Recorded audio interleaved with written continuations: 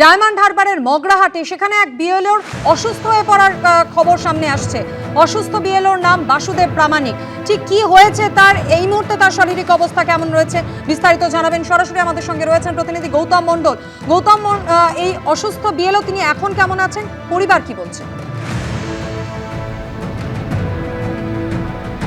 দেখো মাধুরী, মগরাহাট পশ্চিম বিধানসভা কেন্দ্রের 211 নম্বর বুথের এই বিএলও বাসুদেব প্রামাণিক, তিনি পেশায় প্রাথমিক শিক্ষক, প্রধান শিক্ষক। তিনি ডায়মন্ড হারবার পুরসভা 6 নম্বর ওয়ার্ডের বাসিন্দা। তিনি গতকাল সন্ধ্যে নাগাদ ডায়মন্ড হারবার মেডিকেল কলেজ ও হাসপাতালে ভর্তি হন। তার যেটা সমস্যা ছিল মূলত বুকের যন্ত্রণা এবং তার শরীরে কাঁপুনি দিচ্ছিল এবং শ্বাসকষ্ট হচ্ছিল। এই সমস্ত উপসর্গ নিয়ে তিনি গতকাল রাতেই তিনি ভর্তি হন ডায়মন্ড হারবার মেডিকেল কলেজ ও হাসপাতালে। চিকিৎসকরা যেটা জানিয়েছেন, তাকে পর্যবেক্ষণে রাখা হয়েছে এবং তার অবস্থা এই মুহূর্তে স্থিতিশীল রয়েছে। তার নতুন করে আর কোনো রকম তার বেশ কিছু পরীক্ষা নিরীক্ষা চলছে, যেমন উচ্চ রক্তচাপ, এছাড়া অন্যান্য আর কোনো সমস্যা রয়েছে সেগুলো পরীক্ষা নিরীক্ষা চলছে। আজকেও বেশ কিছু পরীক্ষা নিরীক্ষা হয়েছে।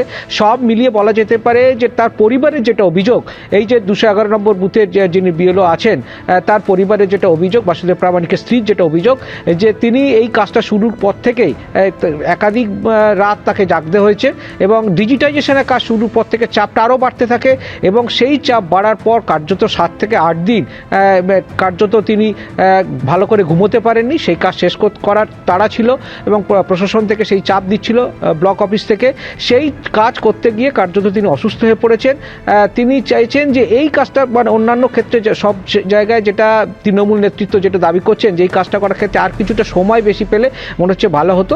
উল্টো দিকে বিজেপির পক্ষ থেকে যেটা দাবি করা হয়েছে যে প্রত্যেকটা মানুষের শারীরিক অসুস্থতা হতেই পারেন, কিন্তু এই ঘটনার সঙ্গে তার যোগ আছে কিনা সেটা খতিয়ে দেখা উচিত। এবং অনেক জায়গায় পেশাদারিত্বের সঙ্গে অনেকেই এই কাজ নির্ধারিত সময়ের আগে শেষ করেছেন এবং তারা ব্লক প্রশাসনের দ্বারা পুরস্কৃত হয়েছেন।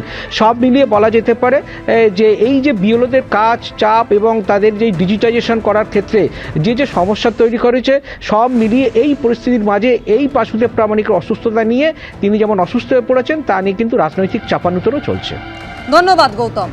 অসুস্থ বিএলও বাসুদেব প্রামাণিক, তিনি হাসপাতালে চিকিৎসাধীন রয়েছেন। তার স্ত্রী কি জানিয়েছেন দেখুন। উনি হচ্ছে এসআইয়ের কাজ নিয়ে উনি খুব টেনশনে ছিলেন এবং 7-8 দিন ধরে রাত জেগেছে এবং আজকে তো প্রায় 1 মাসের মতন হতে যাচ্ছে। উনি দিনের বেলা করে পাড়ায় পাড়ায় ঘুরছে, ঠিক মতন খাওয়া দাওয়াও নেই এবং এটা নিয়ে উনি খুব টেনশন করতেন এবং বারবার বলছে আমার হয়তো স্ট্রোক হয়ে যাবে, স্ট্রোক হয়ে যাবে। এসআইয়ের কাজ করছে, আমি কাজ তুলতে পারবো না ঠিক মতো, না পারলে আমার সাসপেন্ড হয়ে যাবে, আমার চাকরি চলে যাবে, তখন আমি কি করব, এইসব বিভিন্ন রকম টেনশন করতো।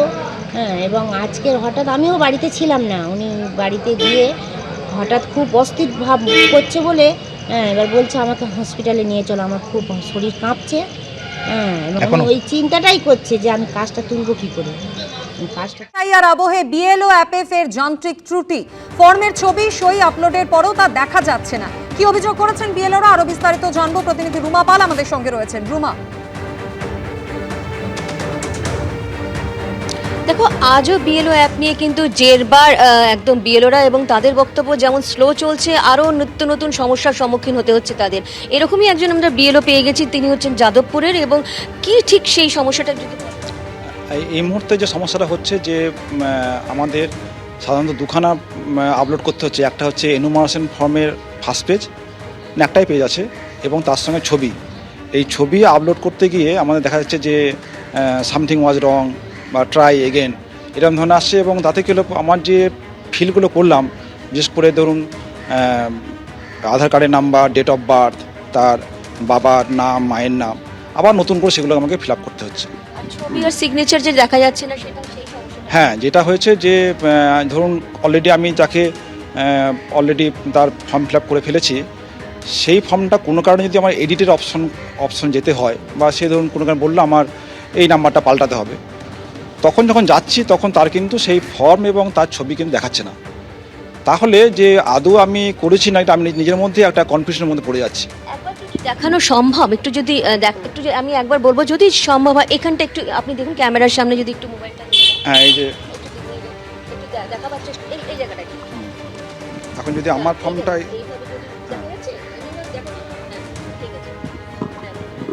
এখন যদি আমারটাই আমি খুলি,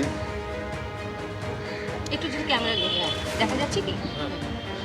এই যে আমারটা খুললাম, এই দেখুন বাফারিং করছে।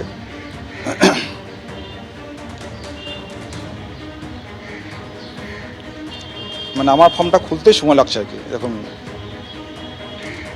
হ্যাঁ, দেখুন সব থেকে বড় কথা হচ্ছে যে ফর্ম যখন আপনারা দিচ্ছেন, যখন কোনো ভোটারের ফর্ম বা এদিকটা আসুন, আপনি ফর্ম দিচ্ছেন বা তার সাথে সাথে সিগনেচারও যে দেখা যাচ্ছে না, এতে কি সমস্যার ছবি, হ্যাঁ ছবি এবং সিগনেচার, এতে কি অসুবিধার মধ্যে পড়বে? এটা অসুবিধা আর কিছু না।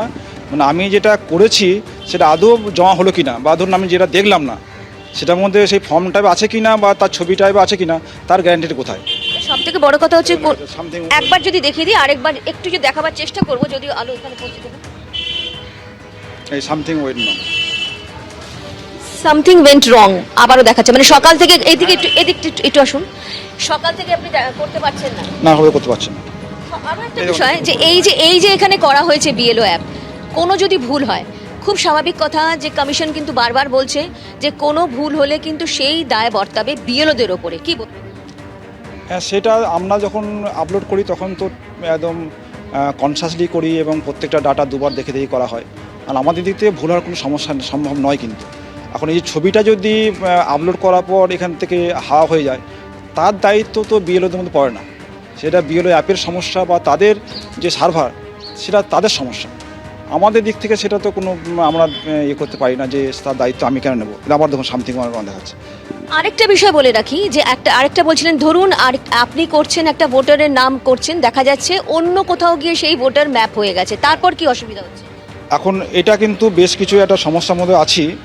আমি যখন কোনো একটা ভোটারকে তার ফর্ম এনুমারেশন ফর্ম আপলোড করতে যাচ্ছি, তখন দেখতে পাচ্ছি যে this mapping has already been mapped with other.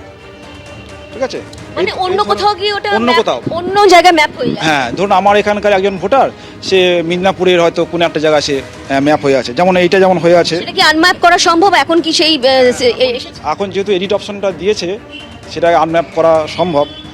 এবং এবার সেই যে বিএলও তিনি হয়তো জানেন না কীভাবে আনম্যাপ করতে হয়, তাকে তো সেই ট্রেনিংটা দেওয়া হয়নি। এখন তিনি হয়তো কাউকে জিজ্ঞেস করে আমি যেমন বলে দিচ্ছি যে এখানে যান, তারপরে এইভাবে করুন।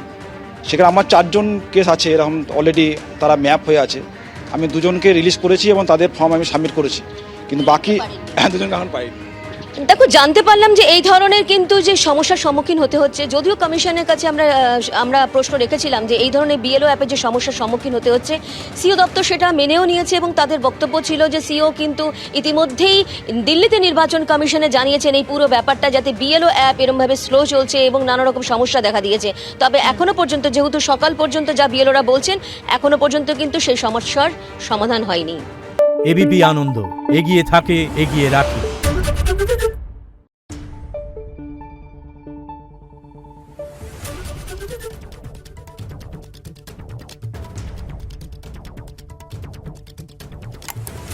Thank you.